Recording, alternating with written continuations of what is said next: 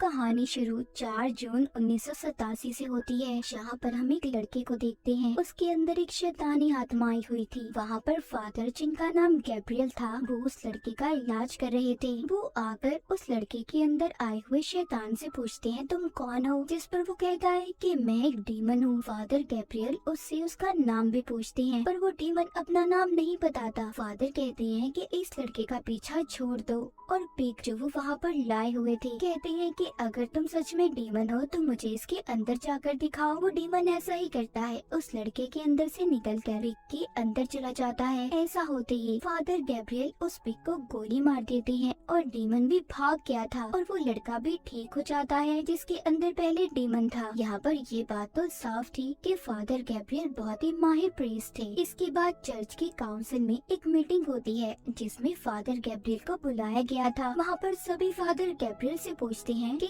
4 जून को तुमने उस लड़के का एक्सॉर्सिज्म क्यों किया, उसके अंदर से डीमन को क्यों निकाला, जबकि तुमने किसी की इजाजत भी नहीं ली थी। ये सब उसी एक्सॉर्सिज्म की बात कर रहे थे जो हमने अभी कहानी के शुरू में देखा था। फादर सबसे कहते हैं वो दरअसल कोई एक्सॉर्सिज्म नहीं था, बल्कि उस लड़के को दिमागी बीमारी थी। वो ऐसा समझ रहा था कि उसके अंदर डीमन का असर है, पर ऐसा कुछ नहीं था। यहीं पर मीटिंग में एक फादर कहते हैं कि जरूरी नहीं हर इंसान के अंदर डीमन हो। हमारे पास जो भी केसेस आते हैं वो ज्यादातर दिमागी बीमारी के बारे में होते हैं। बस कुछ ही केस ऐसे होते हैं जिनमें हमें डीमंस का सामना करना पड़ता है। यहाँ पर फादर गैब्रियल उसकी बात सुनकर गुस्से में आ गए थे। वो कहते हैं तुम आखिर चाहते क्या हो? तुम यही चाहते हो कि मैं अपने ओहदे से हट जाऊं? वो कहते हैं इस तरह की बात करके तुम सभी फादर्स की पोजीशन को खत्म करना चाहते हो। तभी यहाँ पर एक फादर गैब्रियल के केस में मरी हुई एक लड़की का जिक्र करता है। गैब्रियल को इस बात पर और ज्यादा गुस्सा आ गया था। वो इस मीटिंग को छोड़कर चले जाते हैं। इसके बाद अगले सीन में हम एक लड़की जूलिया को देखते हैं जो अपने छोटे बेटे और बेटी के साथ अमेरिका से स्पेन आ रही थी। असल में 1 साल पहले जूलिया के हस्बैंड की मौत एक कार एक्सीडेंट में हो गई, जिसमें उसका छोटा बेटा भी उस वक्त अपने डैड के साथ था। जूलिया का बेटा हेनरी उस एक्सीडेंट में तो बच गया, मगर उसके हस्बैंड की मौत हो गई। उस वक्त से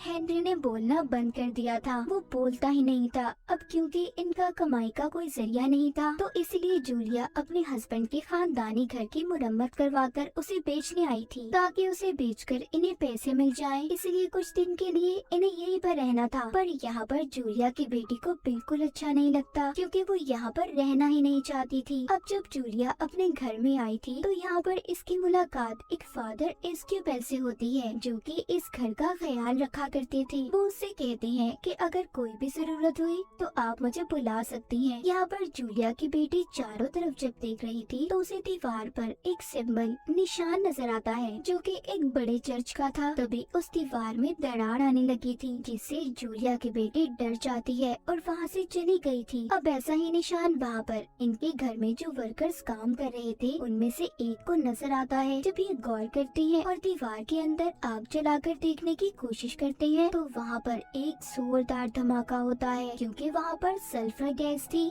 जिस वजह से ये हादसा हुआ था। और इस हादसे की वजह से बाकी के वर्कर्स ने भी काम करने से मना कर दिया था। जब ये सब चल रहा था तो वहाँ पर जूलिया का बेटा हेनरी अजीब अजीब हरकतें करने लगता है। उसे न जाने क्या हो गया था, उसने अब बोलना भी शुरू कर दिया था। जब जूलिया उसे देखने जाती है तो हेनरी के अंदर एक डीमन की आवाज बोल रही थी। वो अपने मुंह के ऊपर एक कट भी मार लेता है। यहाँ पर दरअसल जो वर्कर काम करने आया था उन्होंने आग जलाकर अनजाने में किसी खतरनाक डीमन को आजाद कर दिया था, जिसने बेचारे हेनरी को अपने काबू में कर लिया। हालांकि हेनरी को जूलिया हॉस्पिटल भी लेकर जाती है, जहाँ पर डॉक्टर उसे ये बताते हैं कि वो बस अपने डैड की मौत के सदमे में है, इसीलिए उसे दिमागी डॉक्टर की जरूरत है। डॉक्टर जूलिया को एक इंजेक्शन भी देती है और कहती है कि हेनरी अगर काबू से बाहर हो तो तुम उसे ये इंजेक्शन लगा देना, जिससे वो बेहोश हो जाएगा। जूलिया को डॉक्टर की बातों पर यकीन नहीं आ रहा था, इसीलिए वो मदद के लिए फादर एस्क्यूबेल के पास जाती है। फादर जैसे ही हेनरी को देखने अंदर जाती है तो उसके अंदर का डीमन फादर को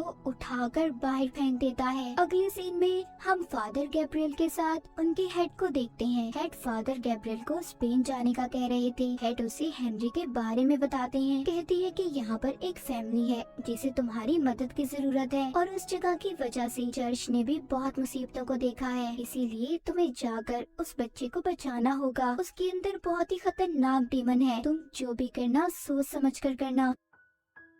फादर गैब्रियल अब अपने हेड के कहने पर जूलिया के घर पर पहुंच जाते हैं, पर वो इस बात पर हैरान थे कि हेनरी के अंदर जो डीमन है उसने चर्च का क्या नुकसान किया था। फादर गैब्रियल अब जूलिया से कहते हैं कि मैं हेनरी को देखना चाहता हूँ। जब ये उसके पास जाते हैं तो हेनरी के अंदर का डीमन उन्हें देखकर हंसने लगता है और कहता है आ जाओ, मैंने तुम्हें यहाँ पर बुलाना था। फादर गैब्रियल तभी उसे एक निशान दिखाते हैं जिससे हम हेनरी की आंखों में डीमन की आंखों को भी देख पा रहे थे। जब वो उससे उसका नाम पूछते हैं तो डीमन अपना नाम बताने से मना कर देता है। दरअसल यहाँ पर किसी भी डीमन का नाम पता चल जाए तो एक्सॉर्सिज्म जादू करना आसान हो जाता है, इससे जल्दी डीमन काबू में आ सकता था। यहाँ पर हेनरी के अंदर का डीमन गैब्रियल को डरपोक फायर बुलाता है। दरअसल गैब्रियल पहले आर्मी में था, पर एक जंग में वो लड़ाई से हट गया, मगर इस बात से गैब्रियल को कोई फर्क नहीं पड़ रहा था। तभी हेनरी अपने मुंह से एक मरा हुआ परिंदा निकालता है, जो देखकर गैब्रियल थोड़ा परेशान हो गई थी। वो बाहर आकर एस्क्यूबेल और जूलिया को बताते हैं कि हेनरी के अंदर कोई बहुत ही खतरनाक डीमन है जो बहुत ज्यादा ताकतवर भी है। उसका एक्सॉर्सिज्म उस पर जादू करना आसान नहीं है, और अगर हमने जल्दी कुछ न किया तो हेनरी की जान को भी खतरा हो सकता है। फादर गैब्रियल बताते हैं कि हेनरी को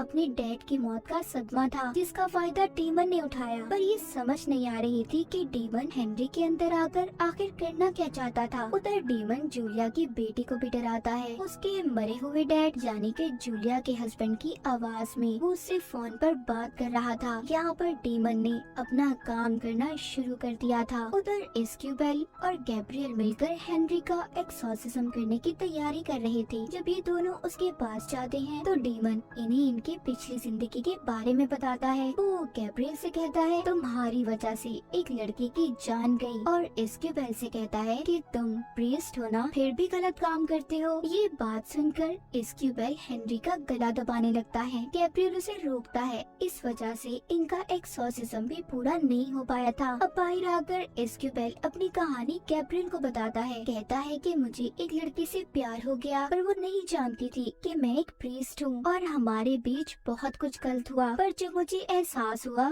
मैंने उसे छोड़ दिया और अपनी जिंदगी प्रीस्ट बनकर गुजारने का फैसला किया। इसलिए वो डीमन मेरी कमजोरी का फायदा उठाना चाहता है। उसे फादर गैब्रियल को अपने दिल की बात बताकर काफी अच्छा हल्का महसूस हो रहा था। अब बारी थी गैब्रियल की। वो बताते हैं कि जब जंग के दौरान मेरे सारे साथी मर गए, तब मैंने प्रीस्ट फादर बनने का फैसला किया। मेरे पास तब सबसे पहला केस एक लड़की का आया। उसको किसी डीमन ने अपने काबू में किया हुआ था, पर मुझे लगा कि वो दिमागी तौर पर पागल है, पर ऐसा नहीं था। उसने मेरे सामने एक परिंदे को भी खा लिया। इसीलिए तो जब हेनरी ने अपने मुंह से मरे हुए परिंदे को निकाला तो मैं डर गया था, और वो लड़की बाद में छत से कूद गई, जिस वजह से उसकी मौत हो गई। मुझे आज तक यही लगता है, अगर मैं उसकी बात को मान लेता और उसमें से डीमन को निकाल देता तो आज वो जिंदा होती। इसीलिए अब फादर गैब्रियल एस्क्यूबेल से कहते हैं कि तुम्हें हेनरी पर नजर रखनी होगी, और खुद यहाँ पर उस डीमन के खिलाफ सबूत ढूंढने चले जाते हैं, जहाँ पर उन्हें इसी घर में एक कुआं मिलता है जिसके ऊपर चर्च के निशान की सील लगी हुई थी, जिसको हटाने से फादर गैब्रियल को बहुत सारे कंकाल ढांचे नजर आते हैं। उधर दूसरी तरफ हम चर्च में गैब्रियल के हेड को देखते हैं, जो बैठे एक किताब को पढ़ रही थी, जिसे पढ़कर उन्हें ये बात पता चलती है कि वहाँ पर जो डीमन है वो बहुत ताकतवर है। वो एक ही वक्त में बहुत सारे लोगों को पोजेस्ड अपने काबू में कर सकता है। इसी किताब को पढ़ते हुए हेड की तबीयत भी खराब हो रही थी। उधर हेनरी के अंदर का डीमन, जो कि एस्क्यूबेल को चालाकी से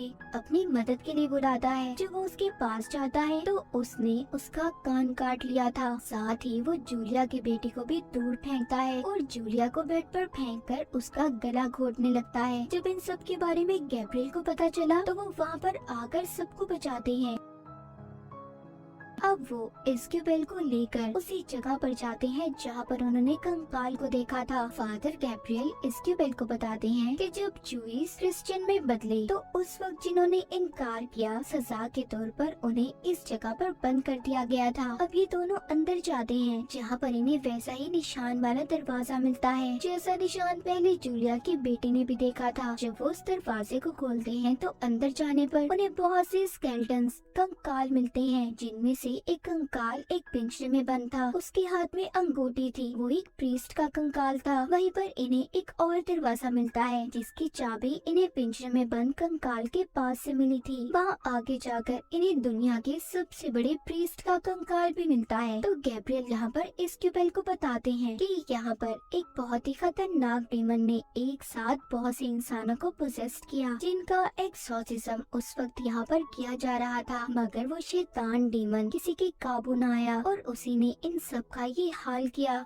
जब सबको उस शैतान डीमन के बारे में पता चला तो इस जगह को ऐसे ही बंद कर दिया गया और हेनरी के अंदर जो डीमन है वो भी यही लगता है। तो सोचो वो कितना खतरनाक होगा। मगर यहाँ पर अब वर्कर की गलती की वजह से वो दोबारा आजाद हो गया, पर वो डीमन हेनरी के अंदर सिर्फ इसलिए आया था ताकि वो फादर गैब्रियल के अंदर जाकर चर्च और गॉड के नाम पर उससे बुरे काम करवाए। इसलिए अब वो गैब्रियल के अंदर आना चाहता था। गैब्रियल यहीं पर एक किताब पढ़ता है जिससे उसे पता चलता है कि दुनिया में हर जगह ऐसे ही खतरनाक डीमन पाए जाते हैं, जिनमें से ये डीमन भी एक ही है जिसका नाम भी अब गैब्रियल को पता चल गया था। जब डीमन को ये बात पता चलती है कि फादर गैब्रियल को उसका नाम पता चल गया है तो वो तो जैसे पागल सा हो गया था। इसीलिए वो अब हेनरी की बहन को भी पोजेस करने की कोशिश करता है। जब जूलिया अपनी बेटी को बचाने आती है तो वो उसकी बेटी को दूर फेंककर अब जूलिया को मारने की कोशिश कर रहा था। तभी जल्दी से जूलिया की बेटी उस इंजेक्शन को उठाकर हेनरी को लगा देती है जो डॉक्टर ने दिया था, जिससे वो अब बेहोश हो गया था और इस तरह जूलिया की जान बच जाती है। तभी ये लोग हेनरी को वहाँ पर बांध देते हैं और सभी प्रेयर करके उसका एक्सोर्सिज्म करना शुरू करते हैं। अब यहाँ पर डीमन इन्हें अपनी असली ताकत दिखाता है। वो जूलिया की बेटी को पोसेस कर लेता है जो देखते ही देखते छत की सीलिंग पर चढ़ गई थी। वो जूलिया को मारने की भी कोशिश करता है। डीमन गैब्रियल से कहता है कि अगर तुम मेरे सामने अपने घुटने टेक दोगे तो मैं सबकी जान को छोड़ दूंगा। गैब्रियल जब सबकी जान खतरे में देखता है तो वो डीमन की बात को मान गया था, जिससे वो डीमन सबकी जान को छोड़ देता है। इस बात का फायदा उठाकर एस्क्यूबेल जूलिया और उसके बच्चों को जल्दी से यहाँ से जाने का कहता है और खुद यहीं पर रुककर फादर गैब्रियल की मदद करने का फैसला करता है। अब डीमन हेनरी को छोड़कर फादर गैब्रियल के अंदर आ गया था। फादर खुद को फांसी लगाकर अपनी जान देना चाहते थे क्योंकि वो जानते थे कि डीमन पता नहीं उससे क्या क्या गलत काम करवाएगा, पर डीमन ऐसा नहीं करने देता। गैब्रियल को फोन की उल्टी आ रही थी, इसीलिए ये अब उसी एक्सोर्सिज्म वाली जगह पर जाकर खुद को जलाकर मारने की कोशिश करते हैं। इसी बीच एस्क्यूबेल भी वहाँ पर पहुँच गया था जो मंत्र पढ़कर एक्सोर्सिज्म को शुरू करता है, पर तभी उधर डीमन उसके सामने उसी लड़की को ले आता है जिससे एस्क्यूबेल प्यार करता था। वो लड़की खून में नहाई हुई थी, वो उसे मारना शुरू कर देती है। उधर दूसरी तरफ गैब्रियल के सामने भी डीमन उसी लड़की को लाकर खड़ा कर देता है जिसकी गैब्रियल की वजह से मौत हुई थी। एस्क्यूबेल यहाँ पर उस लड़की के सर पर जब क्रॉस का निशान रखता है जिससे उसका जिस्म फट गया था, अब ये गैब्रियल को भी देता है। इस तरह वो लड़की भी गैब्रियल से दूर हो गई थी, जिसके बाद दोनों एस्क्यूबेल और गैब्रियल मिलकर एक्सोर्सिज्म को शुरू करते हैं और उस डीमन को उन्होंने हेल यानी कि नर्क में भेज दिया था। वहीं पर गैब्रियल के हेड की तबीयत भी ठीक हो गई थी। वो अब दोनों को बुलाकर शाबाशी देते हैं। तभी वहाँ पर एक और फादर आते हैं जो बताते हैं कि अभी भी 199 जगह ऐसी हैं जहाँ पर ये शैतानी डीमन पाए जाते हैं। तुम्हें जाकर इन्हें खत्म करना होगा। और इसी के साथ ही कहानी यहीं पर खत्म हो जाती है।